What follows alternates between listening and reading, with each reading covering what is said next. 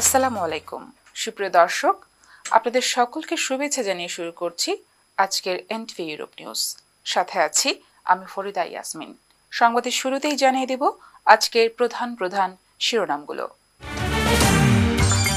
যুক্তরাজ্যের লন্ডন সিটির মেয়র নির্বাচন অনুষ্ঠিত, সাদিক খান ও সোসান হলের লড়াই। ব্রিটেনের সাথে বাংলাদেশের বিনিয়োগের আরও অনেক সুযোগ রয়েছে বলে মনে করেন কনজারভেটিভ পার্টির এমপি পল বিস্তা। এবং হাসিনা সরকারের পদত্যাগ ও নির্দলীয় সরকারের অধীনে নির্বাচনের দাবিতে ব্রিটিশ পার্লামেন্টের সামনে জাস্টিস ফর ভিকটিমসের মানববন্ধন।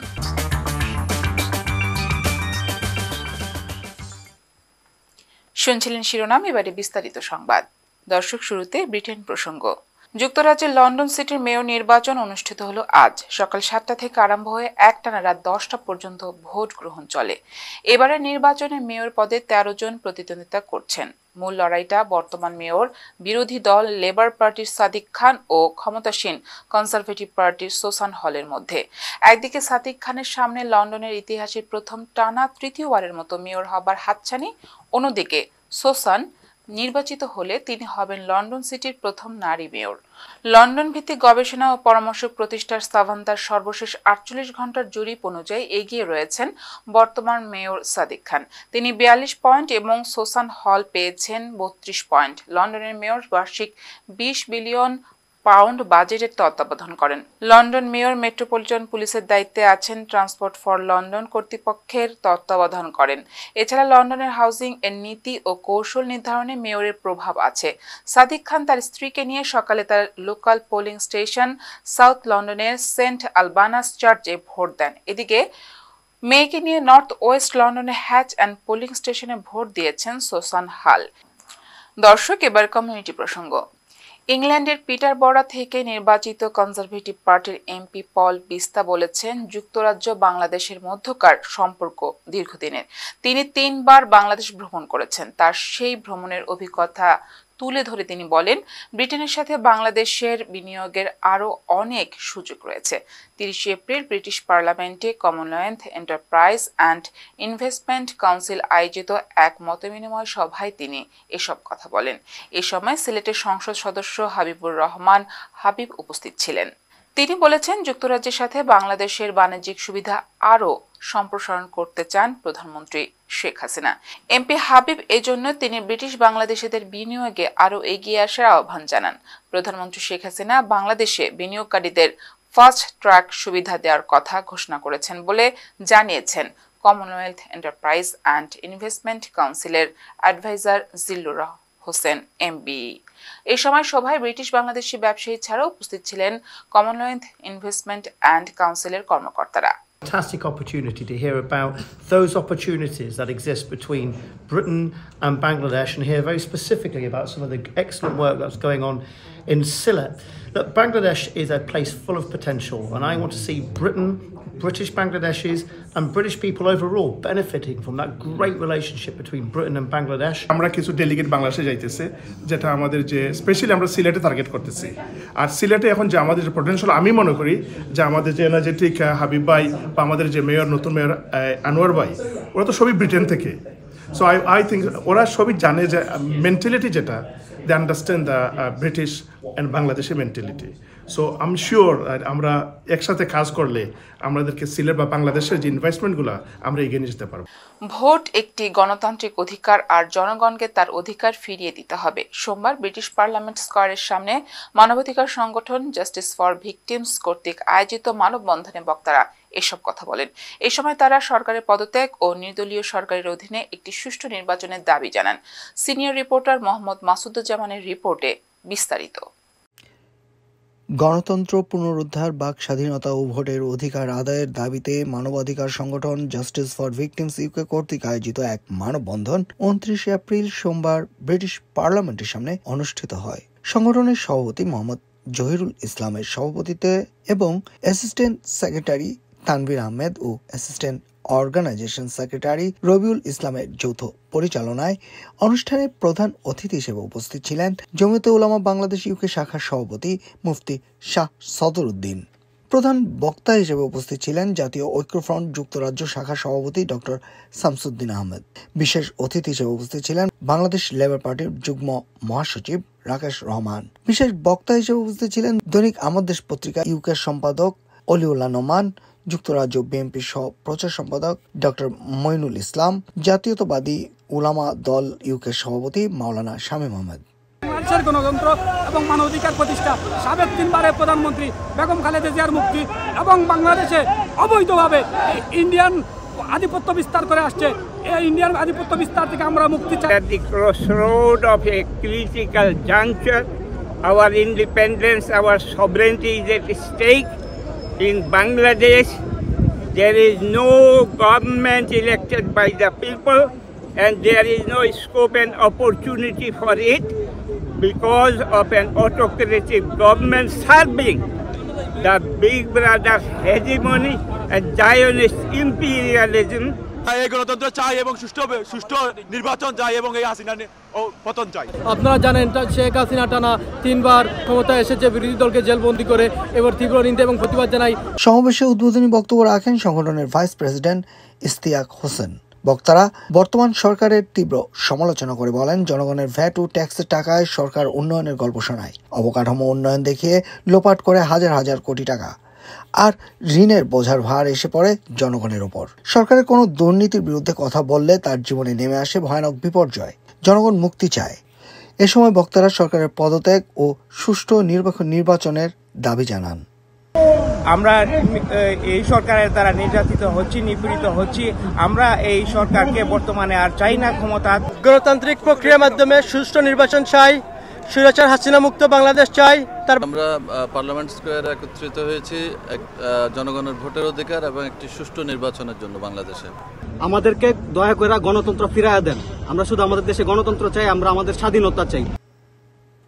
সবাই আরও বক্তব্য রাখেন সংগঠনের assistant secretary Fahim Ahmed, management secretary Maruf Ahmed, religious secretary Mohammad Abdul Malik, assistant organisation secretary Mohammad Mohiuddin Umar, cultural secretary Zakaria Ahmad, education secretary Mohammad Abdul Hadi, assistant organisation secretary Majed Ahmed Ujjal, event management secretary Abdullah Al Imran, assistant event management secretary Mohammad Sabbir Hasan, Ahmad Ali, Mohammad Nazmul Islam, Mahbub Hasan Mahfuz, Latif Ahmed, Zahid Ahmed, Nadia Sultana, Maksud Ibne Wahid, Ishrat জাহান, নাজমুল হক তুষার, মাওলানা নুরুল ইসলাম, মারুফ আহমেদ প্রমুখ।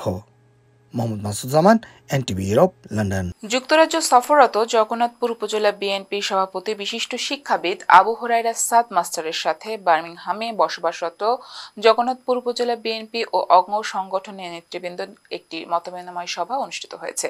সভায় স্থানীয় জাতীয়তাবাদী নেতাকর্মীদের পাশাপাশি যুক্তরাজ্য বিএনপির শীর্ষস্থানীয় নেতৃবৃন্দরা উপস্থিত ছিলেন। মোহাম্মদ ইকবাল এর তথ্যচিত্রে ফারসু আহমেদ চৌধুরীর রিপোর্টে।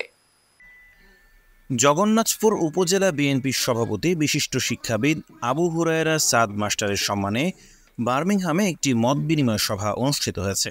সভায় উপস্থিত নেতাকর্মীদের সাথে মত বিনিময়ের পাশাপাশি বিএনপি চেয়ারপারসন বেগম খালেদা জিয়ার মুক্তির দাবি জানানো হয় এবং তার সুস্থতা কামনায় বিশেষ মোনাজাত করা হয়। বার্মিংহামের পিক্কাডিলি ব্যাংকুয়েটিং হলে গত সোমবার এই সভা অনুষ্ঠিত হয়। এর আয়োজন করে বার্মিংহামে বসবাসরত জগন্নাথপুর উপজেলার বিএনপি ও অঙ্গ সংগঠনের নেতৃবৃন্দ। যুক্তরাজ্য বিএনপির যুগ্ম সাধারণ সম্পাদক সুজাতুর রেজার সভাপতিত্বে উক্ত সভায় যৌথ সঞ্চালনা করেন বার্মিংহাম ওয়েস্ট মিডল্যান্ড বিএনপির সাবেক ভারপ্রাপ্ত সাধারণ সম্পাদক আওলাদ হোসেন ও বার্মিংহাম ওয়েস্ট মিডল্যান্ড স্বেচ্ছাসেবক দলের সদস্য সচিব মজনু মিয়া। এতে প্রধান অতিথি হিসেবে উপস্থিত থেকে বক্তব্য রাখেন বিএনপির কেন্দ্রীয় কমিটির সদস্য ও যুক্তরাজ্য বিএনপির সাধারণ সম্পাদক কায়সার এম আহমেদ। সভায় বিশেষ অতিথি হিসেবে বক্তব্য রাখেন সুনামগঞ্জ জেলা বিএনপির সহসভাপতি আব্দুল লতিফ জেবি, সিলেট জেলা বিএনপির যুগ্ম সাধারণ সম্পাদক সিদ্দিকুর রহমান পাপলু, যুক্তরাজ্য বিএনপির যুগ্ম সাধারণ সম্পাদক মিসবাহুজ্জামান সোহেল এবং যুক্তরাজ্য বিএনপির সাংগঠনিক সম্পাদক মোশাহিদ তালুকদার। মওলানা আক্তার হোসেন জাহেদ সবার শুরুতেই পবিত্র কোরআন তিলাওয়াত করেন এবং এতে স্বাগত বক্তব্য রাখেন লন্ডন সিটি যুবদলের যুগ্ম সাধারণ সম্পাদক সৈয়দ মামুন আহমেদ। বক্তারা বাংলাদেশ আওয়ামী লীগের একদলীয় শাসন ব্যবস্থার কঠোর সমালোচনা করেন। পাশাপাশি তারা বিএনপির ভারপ্রাপ্ত চেয়ারম্যান তারেক রহমানের উপর দায়েরকৃত সব ধরনের ষড়যন্ত্রমূলক মিথ্যা মামলা প্রত্যাহারের দাবি জানান। সভায় ওয়েস্ট মিডল্যান্ডস ও বার্মিংহাম বিএনপির নেতৃবৃন্দের মধ্যে বক্তব্য রাখেন বার্মিংহাম ওয়েস্ট মিডল্যান্ড বিএনপির সাবেক সভাপতি সৈয়দ জামশেদ আলী, যুক্তরাজ্য বিএনপির উপদেষ্টা কাজী আঙ্গুর মিয়া, বার্মিংহাম সিটি বিএনপির সাবেক সাধারণ সম্পাদক Afzar Hossain, Birmingham West Midland বিএনপির সাবেক সাধারণ সম্পাদক আব্দুল খালিক, কভেন্ট্রি বিএনপির সাবেক সভাপতি জামিউর রহমান জামিল, সোয়ানশি বিএনপির সাবেক সাধারণ সম্পাদক জয়নাল কুরেশি, লন্ডন মহানগর বিএনপির সহসভাপতি আব্দুর রব, ইস্ট লন্ডন বিএনপির সাবেক সাধারণ সম্পাদক SM Liton, Birmingham West Midland বিএনপির সাবেক সহসভাপতি আব্বাস উদ্দিন, জগন্নাথপুর উপজেলা বিএনপির সাবেক যুগ্ম সাধারণ সম্পাদক Aminur Rashid, Birmingham West Midland বিএনপির সাবেক সহসাংগঠনিক সম্পাদক আব্দুল কবির এবং বার্মিংহাম ওয়েস্ট মিডল্যান্ড স্বেচ্ছাসেবক দলের আহ্বায়ক রফিকুর রহমান রফু প্রমুখ। সভায় আরও উপস্থিত ছিলেন এবং বক্তব্য রাখেন বিএনপি নেতা নজরুল ইসলাম, ইসলাম উদ্দিন খান, আব্দুল বাসিদ, সারোয়ার আহমেদ, দেওয়ান উকিল মোর্শেদ আহমেদ, যুক্তরাজ্য স্বেচ্ছাসেবক দলের সহপ্রচার সম্পাদক ঈদন আলী, ইমামুল হাসান এবং তাসনিমা আক্তার সহ নেতৃবৃন্দরা।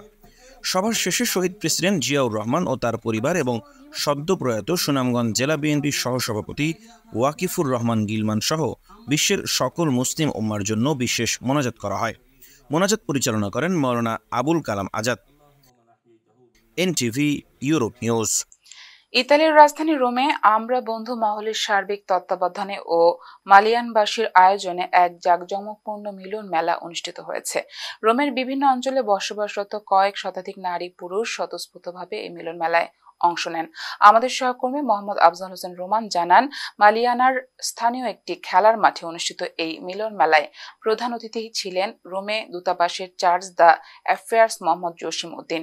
অনুষ্ঠানের সার্বিক তত্ত্বাবধানে ছিলেন আমরা বন্ধু মহলের মোহাম্মদ মাসুদ করিম, মনোয়ার মৃধা, কাজী লাবলু, রুহুল আমিন রাহাত, বজলুর রশিদ, শফিকুল ইসলাম, মাসুদ পারভেজ, আরিফুল ইসলাম, সেন্টু মিয়া, মোয়াজ্জেম শিকদার, উপল আহমেদ এবং জাহাঙ্গীর ইসলাম।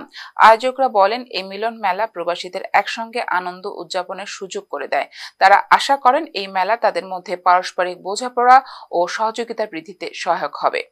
রোমের বিভিন্ন আঞ্চলিক সামাজিক রাজনৈতিক সংগঠনের নেতারা মিলন মেলায় অতিথি হিসেবে উপস্থিত হয়ে প্রবাসে দেশীয় ঐতিহ্য ছড়িয়ে দেওয়ার আহ্বান জানান। মিলন মেলায় প্রবাসীর কর্মব্যস্ত জীবনে আনন্দ আর উৎসবে প্রবাসীরা একটি দিন অতিবাহিত করেছেন। পরিবার, বন্ধু বান্ধব ও আত্মীয় স্বজন নিয়ে কয়েক শতাধিক প্রবাসীদের অংশগ্রহণে এই মিলন মেলা হয়ে ওঠে এক টুকরো বাংলাদেশ। নারীদের রকমারি বাহারের শাড়ি আর দেশীয় পিঠার সমারোহ ছিল চোখে পড়ার মতো। এবারও আয়োজন করছিলাম ঈদ মিলন এর বৈশাখী মেলা। বৈশাখী মেলাতে আমরা বাংলার কৃষ্টি কালচার উদযাপন করে থাকি আমাদের দ্বিতীয় প্রজন্মের বাচ্চাদেরকে এই শিক্ষা দেওয়ার জন্য এবং এই প্রবাসীতে এই বাংলার কৃষ্টি কালচার ছড়িয়ে দেওয়ার জন্যই এই লক্ষ্যে আয়োজন করে থাকি। সেটা আমাদের বন্ধুমহল যুবক ভাইরা মিলেই এই কাজগুলি প্রতি বছর করে থাকি। রোমের বৃহত্তর সিলেটের প্রাচীনতম সংগঠন জালালাবাদ অ্যাসোসিয়েশন ইতালির আহ্বায়ক কমিটির আলোচনা সভা অনুষ্ঠিত হয়েছে। সভায় নতুন কার্যকরী পরিষদ গঠন কল্পে মতামত দেন উপস্থিত নেতৃবৃন্দ।